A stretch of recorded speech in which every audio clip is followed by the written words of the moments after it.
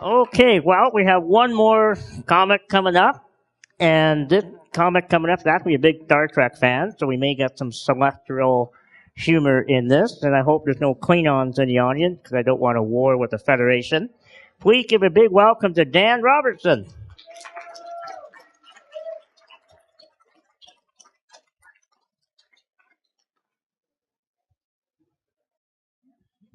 Thank you, Gary. Hello. I'm doing comedy. And if it's not funny, then you can say you saw a poet. There are people who like to brag about the things they can do, and I am one of those people.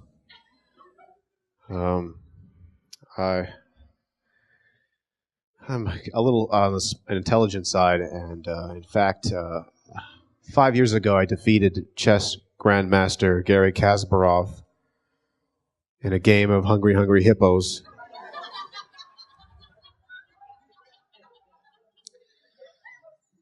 And the IBM Corporation is constructing a supercomputer which will challenge me to a game of snakes and ladders this spring.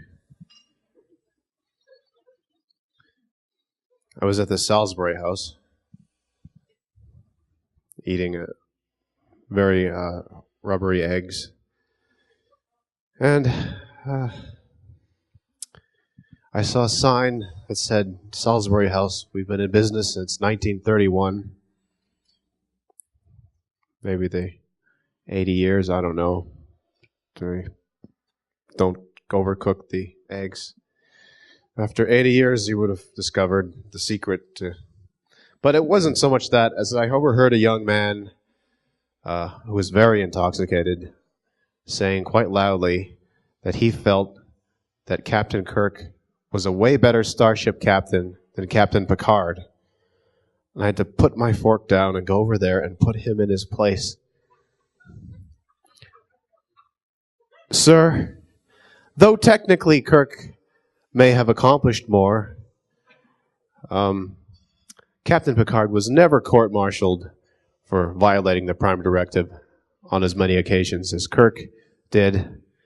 And then it just became an argument about which one of us was the bigger Star Trek fan.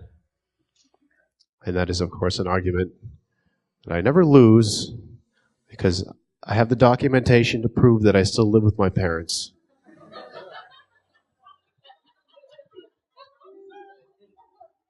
So there. My friend found a receipt from a toy store. I had purchased myself a collectible lightsaber, very realistic, I might add, for $100. And he mocked me. He said, "You spent $100 on a Star Wars toy. You're in your 30s. I said, "Yes, but you're not thinking of all the money I save, never having to worry about dating women."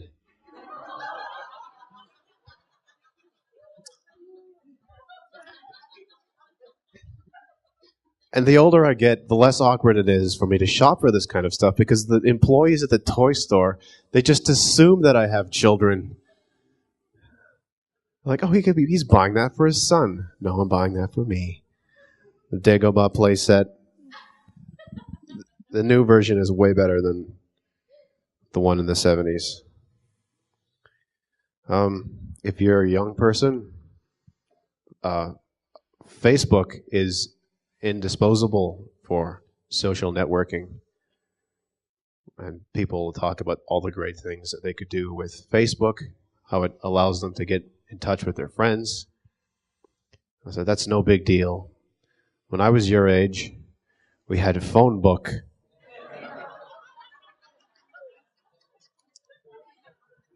And if you knew the last names of your friends, you could dial their phones.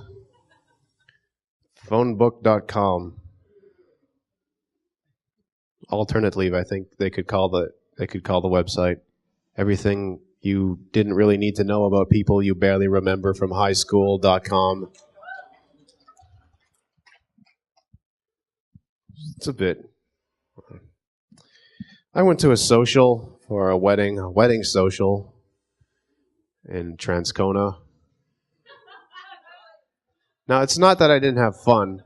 It's just that if you're putting on a social, don't put President's Choice soda crackers and bologna on a paper tablecloth and call it a banquet.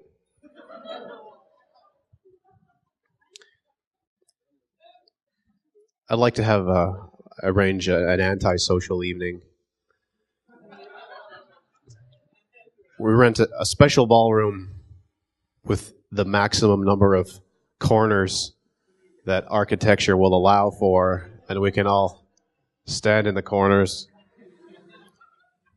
And in the center of the room, there'll be a bunch of fun party games still in the factory-wrapped cellophane from the store.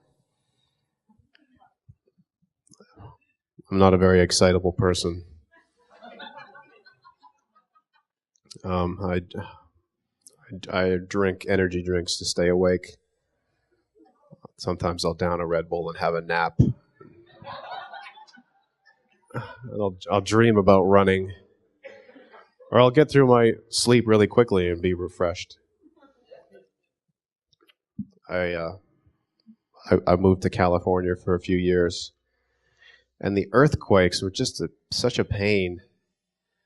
It was like every time I finished doing a rendition of Da Vinci's Last Supper on my Etch-a-Sketch, it would just... Always before I show my friends.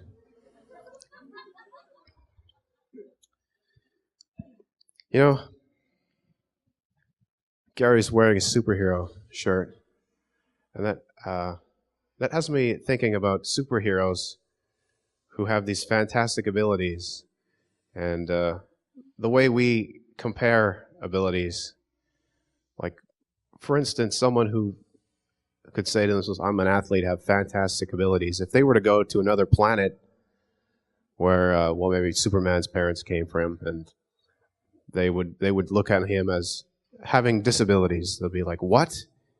You can't see X-rays? How would you know if your arm was broken? If you couldn't see through it, or if you couldn't see in the infrared wavelengths, how would you know if anything is hot? Well, we just have to remember that hot stuff is hot." And I could imagine if Shazam and Superman had an apartment together, that there'd just be all this really dangerous stuff lying around. There'd be stripped electrical cables, and it doesn't matter. We're invulnerable. We don't need oven mitts. We don't need safety goggles. I think Krypton was just a planet of peril. Maybe that's why it blew up. I don't know. They left all this dangerous equipment running. It's holiday time, and I have a Christmas tree, though I have been given so many Star Trek and Star Wars ornaments over the years that it could be hardly called a Christmas tree anymore. So I'm calling it a Captain Kirksmas tree.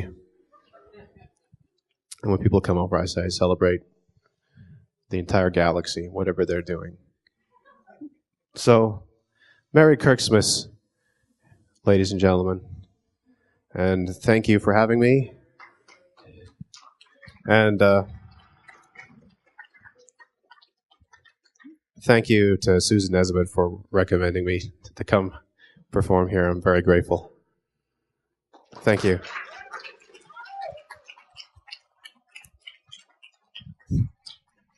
Thank you, Ryan.